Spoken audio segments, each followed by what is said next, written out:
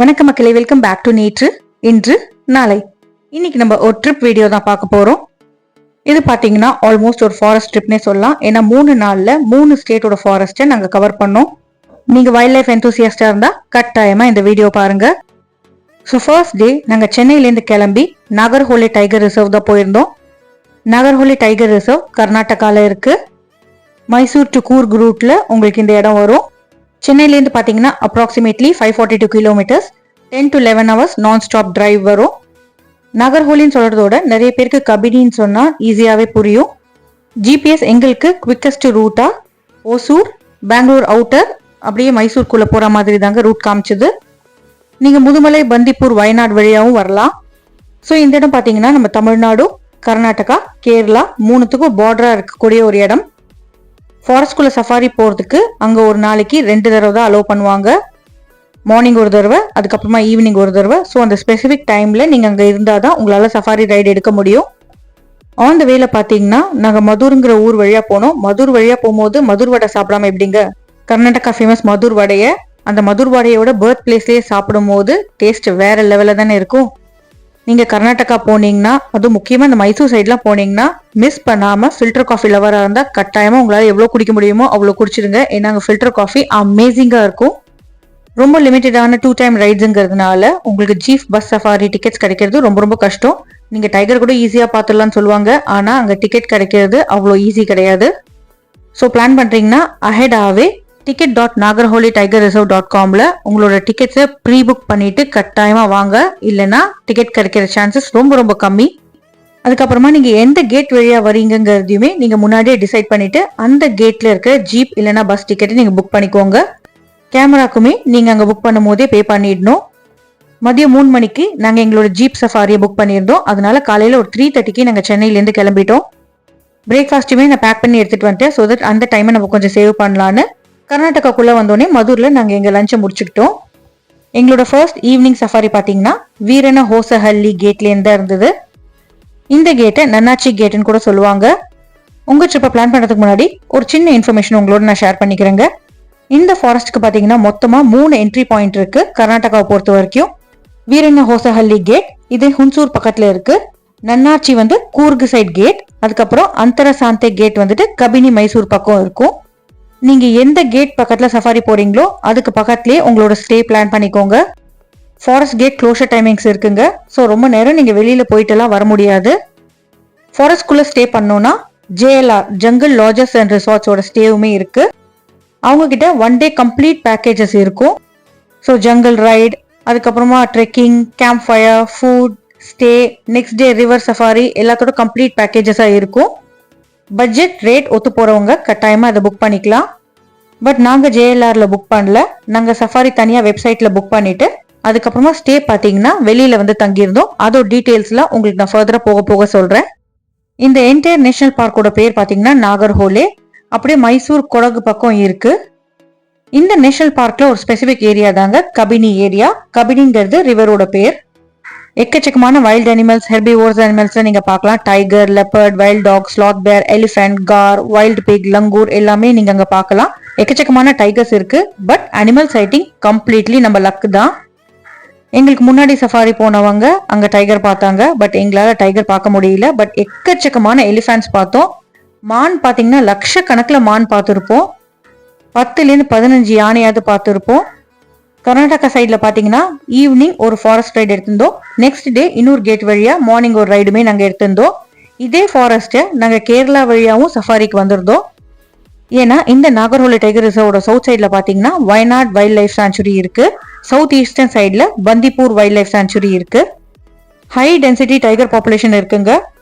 நாங்க போன time matting சீசனுங்கிறதுனால எங்களால நிறைய டைகர் ஸ்பாட் பண்ண முடியல. ஸோ எங்களோட ஜீப் டிரைவர் சொன்னது என்னன்னா, நீங்க ஜனவரி பிப்ரவரியில வந்தீங்கன்னா 95% உங்களோட டைகர் சைட்டிங் சான்சஸ் ரொம்ப ஹையா இருக்கும். ஆல்மோஸ்ட் எல்லா ட்ரிப்லயுமே டைகர் சைட் பண்ணிடுவாங்கன்னு அவங்க சொன்னாங்க. ஸோ உங்களுக்கு அங்கே போற ஐடியா இருந்தா Jan-Feb இல்லைன்னா டிசம்பர்ல பிளான் பண்ணிக்கோங்க. நாங்க திவாலி டைம்ல அங்க போயிருந்தோம். ஸோ நாங்க அந்த ஈவினிங் ரைடு எடுத்தது வீரன ஹோசனஹள்ளி கேட், அதாவது நன்னாச்சி கேட் வழியா போயிருந்தோம். அங்க முடிச்சுட்டு நாங்க எங்களோட ரிசார்ட் பாத்தீங்கன்னா கபினிக்கு பக்கத்துல ஒரு ஃபார்ம் ஸ்டே போட்டிருந்தோம்.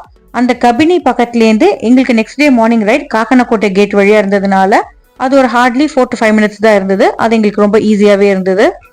ஏர்லி மார்னிங் சஃபாரி நீங்கள் எங்கே எடுக்கிறீங்களோ அதுக்கு பக்கத்தில் ஸ்டே பண்ணிக்கிட்டா தான் உங்களுக்கு போகிறதுக்கு ரொம்ப சௌரியமாக இருக்கும். ஃபாரஸ்ட் ரைட்ஸை பொறுத்த வரைக்கும் வீக் டேயில் உங்களுக்கு 6 to 10 மார்னிங், ஈவினிங் 3 to 6.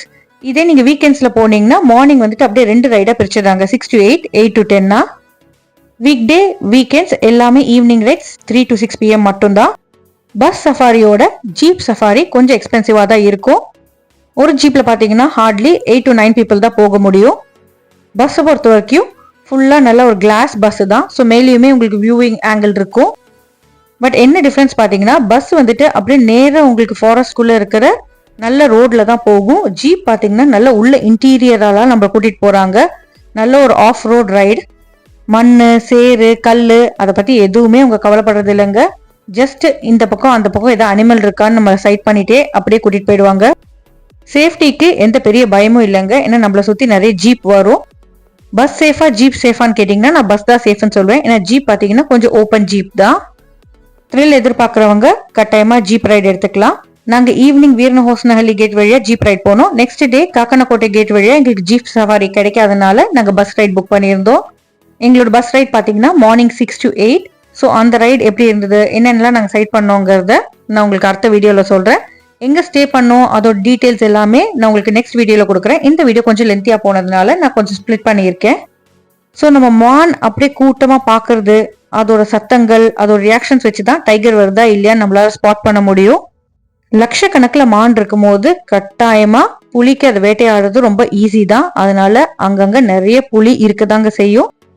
ஒரு பக்கம் பார்த்தீங்கன்னா கியூட்டாக இருந்த லங்கூர், அதுக்கப்புறம் இருட்ட ஆரம்பிக்கும் போது நிறைய பைசன் வரும். தூரத்தில் வைல்டு பிக்கும் எங்களால் கொஞ்சம் பார்க்க முடிஞ்சது. நீங்கள் வைல்ட் லைஃப் எந்தூசியாஸ்டாக இருந்தால் நாகர்ஹோலை கவர் பண்ணலாம். அதுக்கப்புறமா தோல்பள்ளின்னு கேரளா சைடு வழியாக இதே ஃபாரஸ்ட்டில் இருக்கிற ரிசர்வுமே நீங்கள் கவர் பண்ணலாம். பந்திப்பூர் வைல்ட் லைஃப் சஃபாரி போகலாம்.